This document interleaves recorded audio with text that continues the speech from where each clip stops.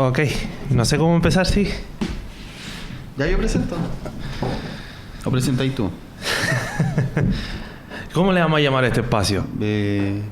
Nuestro primer podcast de jóvenes, o nuestro primer conversatorio, ya está muy trillado. Conversando la palabra. Conversando la palabra versión jóvenes. No, charlando la escritura. Dialogando. De la espada. La espada. Aleluya. Yo estoy grabando todo esto, pero esto no sale ya. Sí. Yo creo que igual va a salir, pero está bueno.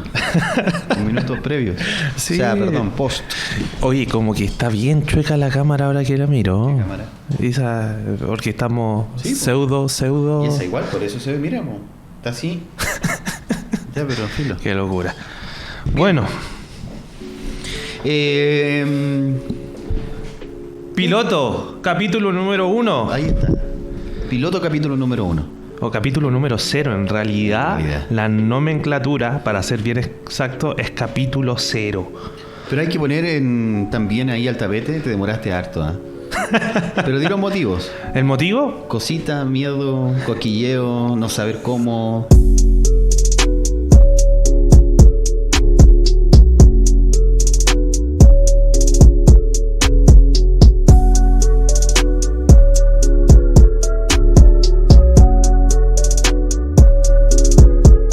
Claro, la realidad es que consumidor de podcast, hoy en día soy consumidor de podcast. Yo no.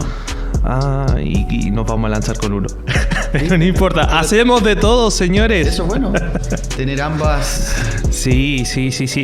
Y sí, da miedo, da cosa como en el sentido de qué vamos a presentar, qué es lo nuevo o lo novedoso que cautive a la juventud para entregarle. Así que ese era mi temor, pero bueno, no fueron a la raíz. Si no lo haces ahora, vamos a cortar ese árbol muy escrituralmente, vamos a podar ese árbol y vamos a dejar que pero el Señor tiene misericordia y démosle una más. O lo que es peor, lo que tenías tú y como idea y todo, se te ha desquitado y le he dado a otro. ¡Qué dolor ahí! Oye, podríamos tener un momento de charla así, de esos versículos que te dan terror. ¿Cierto? Hay un montón, yo tengo varios. El que más me marca y tengo marcado, el nunca os conocí. Nunca os conocí. Yo digo, pero Señor, te trabajo, te sirvo, te canto. Claro. Te soy maestro, te hago todo, nunca te conocí. Eché demonios en tu nombre, sanamos en tu nombre, oramos. ¿Y qué pasó? ¿Qué ocurrió? Nunca os conocí. Entonces eso también habla de una introspección. Bueno, pero eso para otro tema, nos estamos yendo a otro tema. El tema de hoy se llama Habacuc. ¡Habacuc! ¿Sabes qué me llamó la atención? Porque estábamos en la reunión de pauta, si podemos llamar reunión de pauta, esas conversaciones de pasillo, en donde dijimos, ya, ¿y de qué lo hacemos? Obviamente de la Biblia, no vamos a hablar de otra cosa, pero fue como, ¿qué libro te gusta? Y tú me dijiste, Habacuc, y yo fue como, no se habla de Habacuc. O sea, yo cuántas prédicas en mis muchos años de iglesia de Habacuc, son muy poquitas. Obviamente por pertenecer al grupo de jóvenes te hemos escuchado citar a Habacuc más de alguna vez, pero haciendo un panorama general, y si tú revisas rápidamente las redes sociales, las predicaciones de estos grandes expositores, maestros de la palabra, como que Habacuc no es tanto. Pasa a un segundo plano. No es tanto. Y a mí me pasó sí que me encantó mucho, porque he estudiado Habacuc, también me gusta, y que de una predicación debe haber sido, no sé si la última vez o una de las últimas, que vino el pastor Ismael cuando todavía estábamos en normal, sin pandemia, y predicó de Habacuc y me encantó porque lo hizo de los 3 capítulos, tomando solamente un versículo.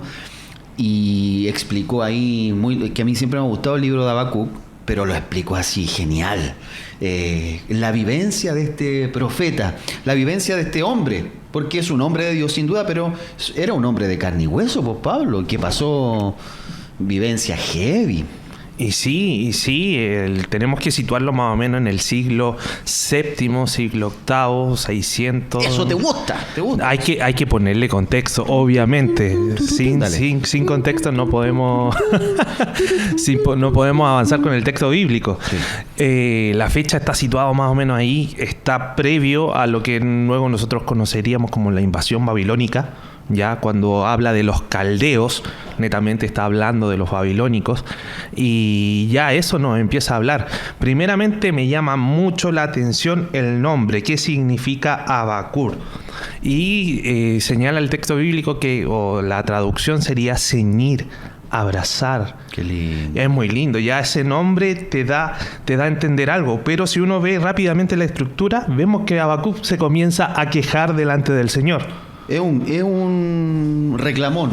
Yo diría que es un reclamón, pero con propósito. Hay gente que reclama, pero solo reclama. Se queda en el reclamo, se queda enojado, se queda así diciendo, "Ay, ya no hay nada que hacer". Y ese reclamón que no tiene vuelta. Pero este es un reclamón como sabiendo que Dios tiene que actuar, que va a actuar, porque le crea un Dios vivo. Pero él también, no solamente por él, sino por lo que están a su alrededor. Eso a mí me llama mucho la atención de Habacuc, porque al final él cuando ora o reclama al Señor, es un reclamo. Si alguno los puede ver ahí o leer en la NTV, ahí hace el reclamo o se entiende un poquito más, pero es por todo su pueblo. Entonces al final le dice al Señor, ¿no estás viendo todo lo que está pasando? ¿Eres muy puro de ojos? ¿Cómo está todo ahí arriba? ¿Está bien todo? Todo muy lindo ahí arriba en el cielo. Qué bueno, porque acá está quedando la embarrada, literal. Aquí está la escoba. Y no sé si es aplicativo, pero resulta que me llama mucho la atención las palabras que emplea y que lo hace frente a Dios. Y yo creo que históricamente o religiosamente hablando, nosotros no oramos nuestras quejas al Señor. Nosotros nos quejamos nomás. Y no oramos, o sea, y yo veo que todos los profetas, cuando presentan una queja delante del Señor, la oran. Y es como, ¿qué onda? Se le puede decir, Señor, ¿qué te pasa? Al Señor tenemos que sentarnos. Yo me he quejado. ¿Pero te has quejado así como Habacuc o te has quejado más solamente quedándote en la queja? Porque a mí me ha pasado ambas cosas. O sea, yo me miro me miro al espejo y digo, yo mi queja no se la presento al Señor. Ya. Yo mi queja es como claro. Señor, pero de tener ese grado de intimidad, por así decirlo, ese grado de confianza, quitarse esa chaqueta de religiosidad y decirle, Señor, me pasa esto, tú no has respondido. Yo creo que después de este podcast vamos a tener una conversación seria con Dios. ¿Por qué no me has respondido en esto? ¿Por qué si no te estoy pidiendo nada fuera de lo que tú también, o el marco, por qué uno se pone medio así? El marco de la palabra, o no quiero tampoco ser alguien que exige algo, ¿viste? Que uno ya se comienza ahí como que te estoy exigiendo. No te estoy exigiendo, Señor, te estoy pidiendo algo que sabes cómo estoy, que sabes que es una necesidad mía, que sabes cómo está mi corazón, y pareciera que no te importara. Pareciera que eres indolente. Y ese es el punto, yo creo, neurálgico también de por qué muchos dejan la fe. ¿Por qué muchos dejan al Señor? Porque hay algo que se llama proceso, que también lo va a vivir Habacuc. Que estamos hablando todo esto en el capítulo 1, pero al capítulo 2 se salta donde Dios le habla. Pero en todo eso, entre el capítulo 1 y el 2, hay un proceso de Habacuc, hay algo potente que él está viviendo. Y creo que muchos donde ahí desertan. En el proceso es donde la gente deserta, donde la gente dice, hasta aquí nomás llegó, no hay más. Me dijeron siempre que había un Dios vivo, pero parece que se tarda en poder experimentarlo. Los procesos importantes y totalmente reiterativos en la iglesia, en la Biblia. El número 40. Sí. Lo tenemos reiteradamente, que netamente habla de proceso. 40 años vagó Israel en el desierto. A buen punto. 40 años, 40 días en el desierto, pues Jesucristo. Sí. Todo eso fueron procesos que tienen un fin. No es que Dios inicia algo para nunca acabarlo. El proceso está establecido. Interesante. Está establecido. Entonces, 40 y 400. 40, 400.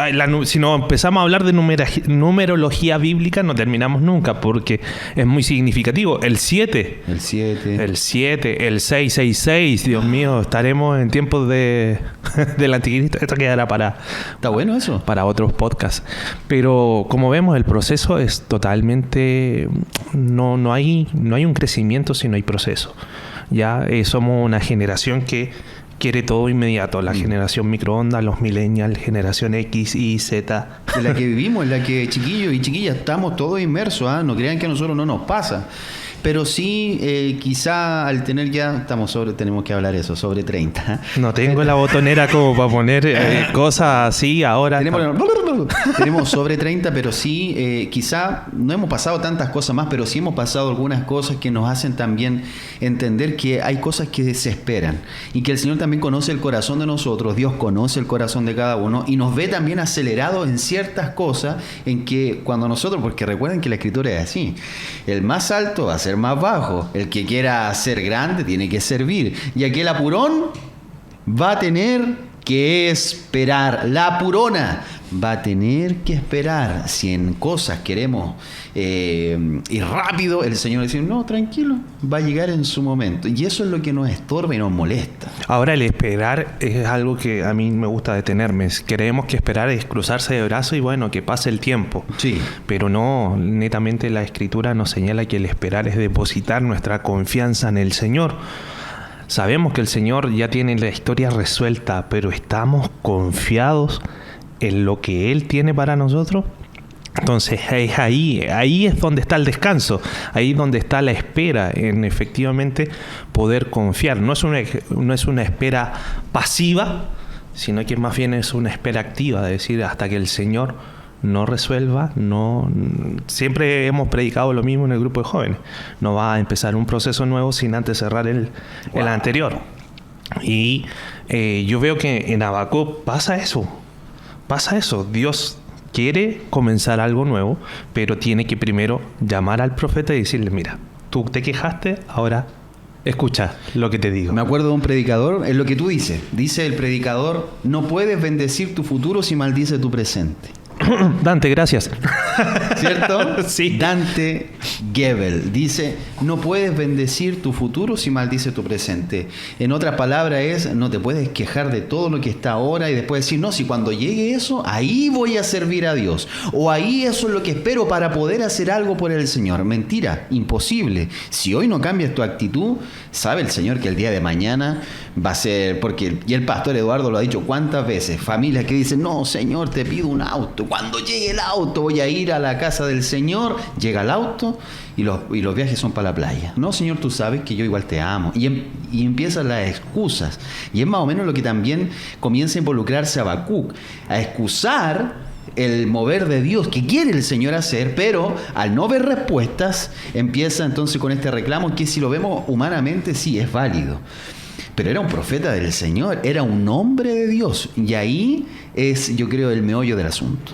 Un hombre de Dios consagrado al Señor, que ya como dijimos, primeramente presentó su queja delante del Señor, importante, pero también estuvo presto a oír. ¿Qué quejas hay de los jóvenes, por ejemplo?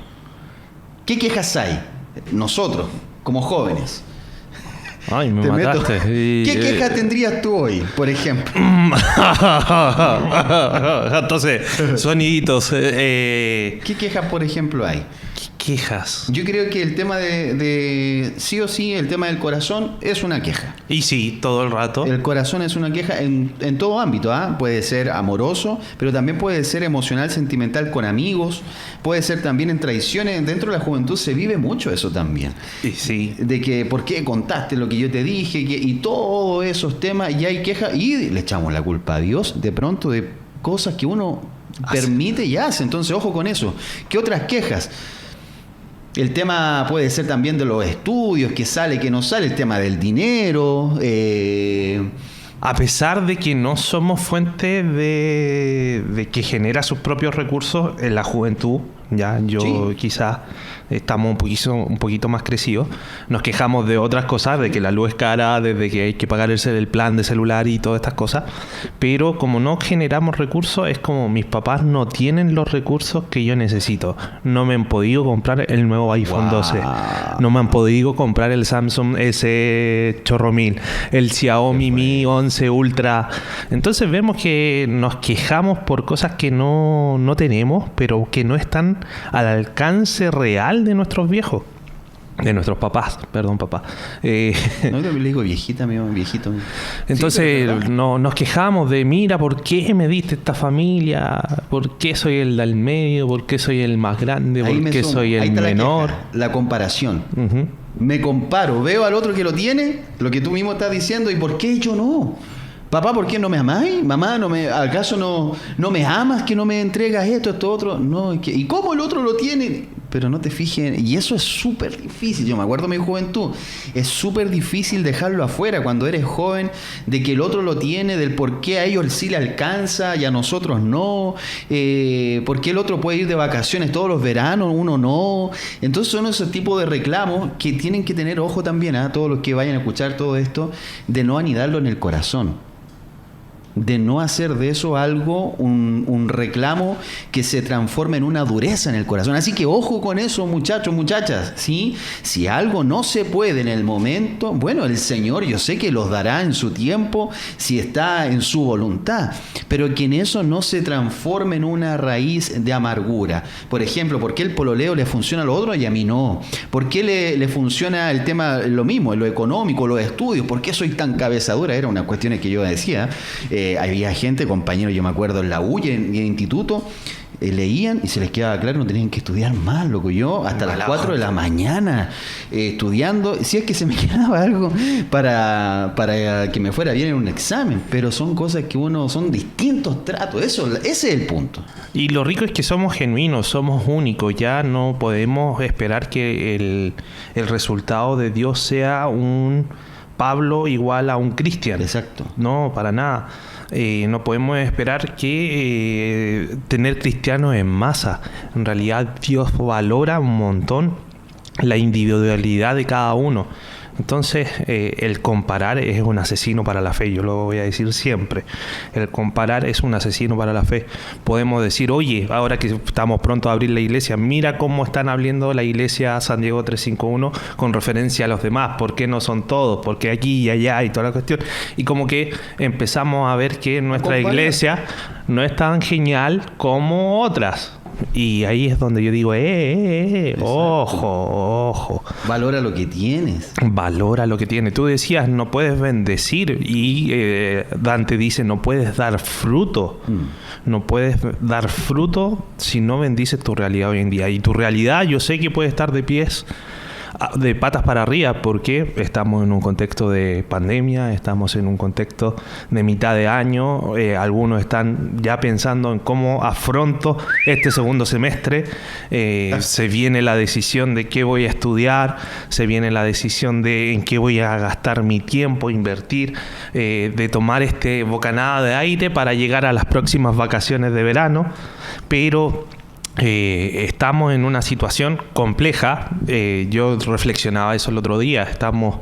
Dios nos llamó para liderar y pastorear en este tiempo. Y yo no me veo capaz. Yo soy sincero, yo no me veo capaz. Pero Dios determinó que nosotros éramos las personas para poder venir, sentirse como nos sentimos todos, pero a la luz, pero al final del camino, o en medio del camino, ver esa esperanza que es Cristo con nosotros, Dios con nosotros, y Dios nos tiene planes, nos tiene propósitos esperanzadores. Y viene del punto también de comparar, porque nos ha tocado a todos poder tener que ingeniarnos, ¿sí? Buscar al Señor en eso también, buscar a Dios en que nos dé nuevas ideas y todo. Y sin duda hay distintas ideas, distintas formas, etcétera. Pero estamos haciendo también lo mejor de acuerdo a lo que Dios nos ha dicho. Entonces, lógicamente, si comienza a comparar, no, es que nuestro Cristian no, parece que no, el otro pastor es mejor, y así así viceversa, nada que ver el punto, no era la palabra.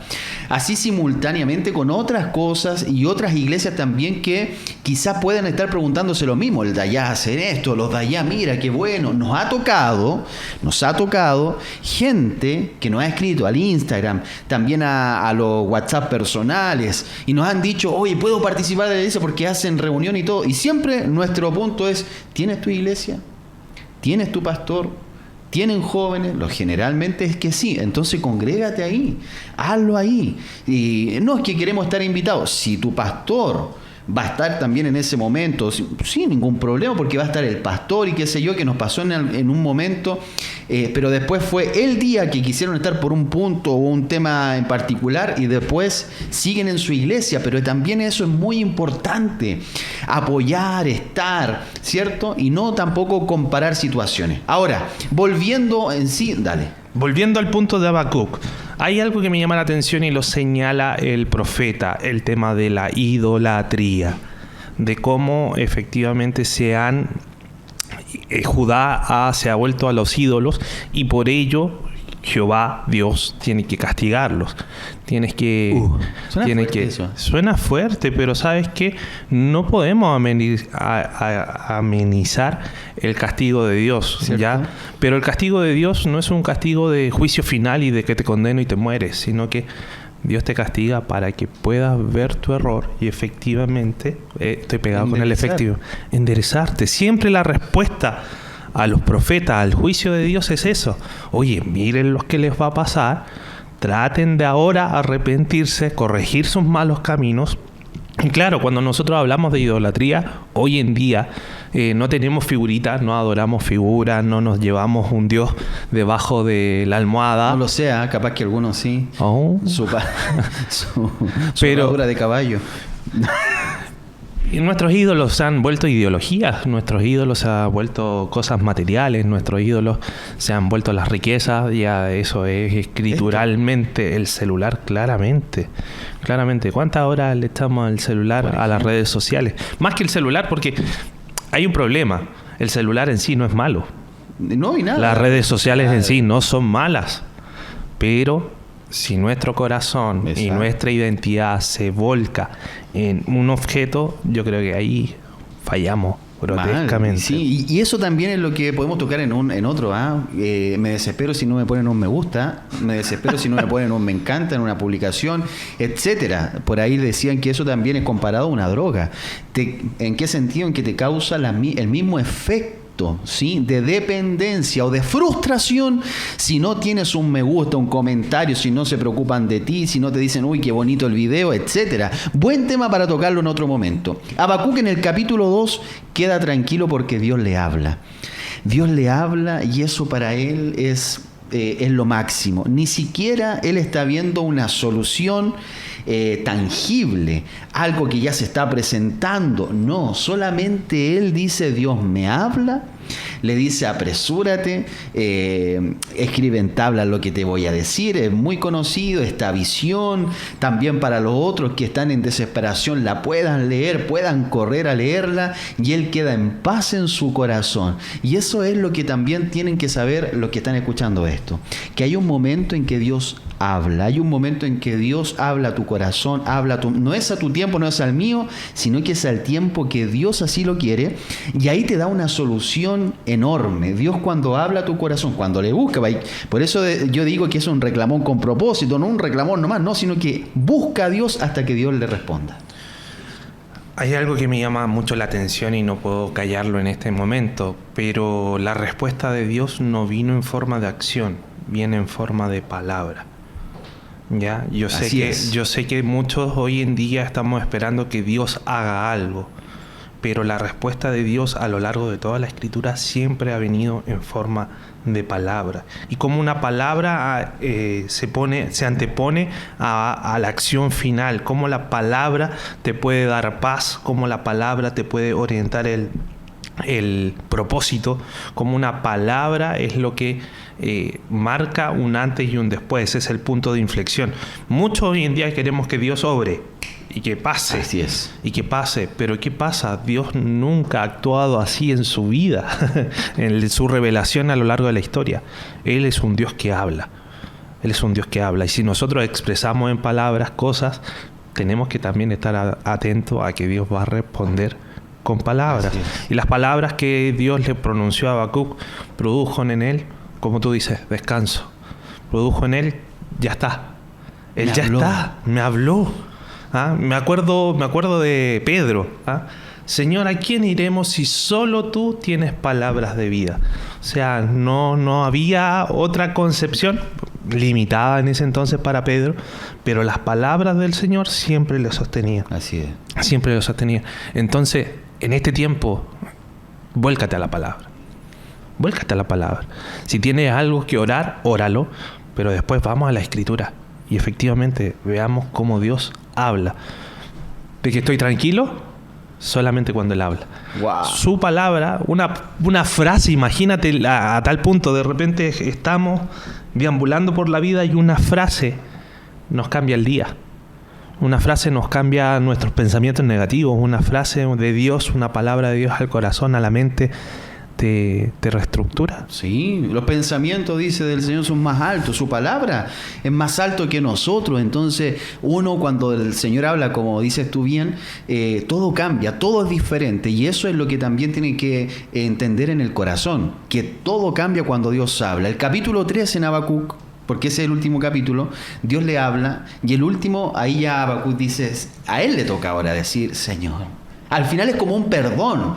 Al final es como decirle, Señor, perdóname porque yo estaba reclamando, pero tú me hablaste y ahora, Señor, aunque no haya nada. Eso a mí me encanta. Porque no le responde, el Señor le responde, le da una palabra, pero no le resuelve de inmediato el tema que está pasando, porque seguían, iban a estar oprimidos, iban a ir a cautiverio, estaban ya en ese proceso. Pero el Señor le habla a Habacuc y él ahí dice, Señor, al final si no hay vid, no hay fruto en la vid, si no hay leche con las vacas, no ¿Me hay permites nada. leerlo? Dice así. Dice así, aunque la higuera no florezca, ni en la vid haya frutos, aunque falte el producto del olivo, y los labradores no den mantenimiento, y las ovejas sean quitadas de la majada, y no haya vaca en los corrales, con todo yo me alegraré en Jehová, y me gozaré en el Dios de mi salvación. Jehová es el Señor, es mi fortaleza, el cual hace mis pies como de ciervas, y en mis alturas me hace andar. Y ahí les dice, al jefe de los cantores sobre mis instrumentos de cuerda. Es decir, este es un cántico que luego a posteridad se va a dar. Así es. Se va a dar. De cómo Dios, a pesar de que no ha obrado, dio su palabra y comprometió su palabra y firmó su palabra. Y una forma fácil de recordar las cosas es a través de canciones. Yo mientras leía Habacuc me acordaba, y será llena la tierra de tu gloria como las aguas cubre la mar, dice el texto bíblico en Habacuc. Entonces siempre la música, lo que escuchamos, lo que reproducimos en nuestros cultos en línea o lo que tuvimos atrás, nos inspira a recordar textos bíblicos y poder en cierta medida recordar que Dios ha entregado su palabra y lo podemos reproducir y llegar a un alcance mucho más grande. Para los que no sabían, esa canción tan conocida, y será, llena la tierra de... Ahí está en Habacuc. ¿Y a dónde está? Qué lindo salmo. Sí, es un canto, es una alabanza al Señor, pero está en Habacuc. Así que ese es la gran historia, y que yo creo nos representa tanto a nosotros. ¿Dónde descansamos? En Cristo. ¿Qué es Cristo? Cristo es la palabra. Jesús es esa palabra que nos llena, que nos da descanso, que a pesar de que seguimos en turbulencia, seguimos en el mar, ¿cierto? Seguimos quizá ahí en el bote, como dice Juan Luis Guerra, pero cuando Él habla está todo en calma. Seguimos en el mar, todavía no llegamos a puerto, estamos en el proceso, pero cuando Jesús está en el bote, todo se calma, todo está tranquilo, y esa es la gran enseñanza de Habacuc. Cuando Dios habla, todo es diferente. Oh, fantástico, ya eso me evoca un montón de cosas, pero qué lindo que aunque la Babilonia Sí. se venga encima. Que era fuerte. Era muy fuerte. La palabra del Señor no escasea. No escasea. Y la tranquilidad que produce eso es algo para adorar. Si nosotros leemos claramente el himno de Habacuc, nos damos cuenta de que este apretar no es un apretar de herir, sino más bien un apretar de abrazar, de contener, de decir, yo estoy con ustedes. Me encanta que el nombre signifique eso, ceñir, aquí estoy. Sí. Aunque uno lo pudiese tomar como que Dios está enviando juicio, lo que Dios está haciendo efectivamente en este tiempo donde se viene Babilonia o estemos en Babilonia, Dios quiere abrazarte, contenerte. Y como te digo, la palabra no falla, nos da paz, tranquilidad y un propósito nuevo. Ahí está, yo le dejo la pregunta, ¿habrá un hombre o una mujer de Dios como un Habacuc que a pesar de las dificultades pueda decir, Dios está contigo igual? Que a pesar de todas las turbulencias pueda decir, si hay un hombre de Dios, si hay una mujer de Dios, si hay un joven, hay una muchacha que dice, pero Dios está conmigo a pesar de cómo estoy viviendo todas las situaciones que está, sería un valiente. Eso es lo que queremos también consignarte en este audio o como tú lo vayas a reproducir. Pero eso es Habacuc en este día. Así es. Muchas gracias por oírnos. Ha sido un verdadero agrado en este capítulo 0. Esperamos tus reacciones, comentarios. Puedes etiquetarnos en las redes sociales como Pabloide, como Chris. Estoy como Chris Castro. En Instagram, Chris Jóvenes. Castro. Y también usando la cuenta de Jóvenes Tiempo de Dios. Así es. Así que te agradecemos el escucharnos. Nos vemos pronto en una nueva instancia. Y nos escuchamos. Ahí estamos. Ya, chao. Adiós. Corten.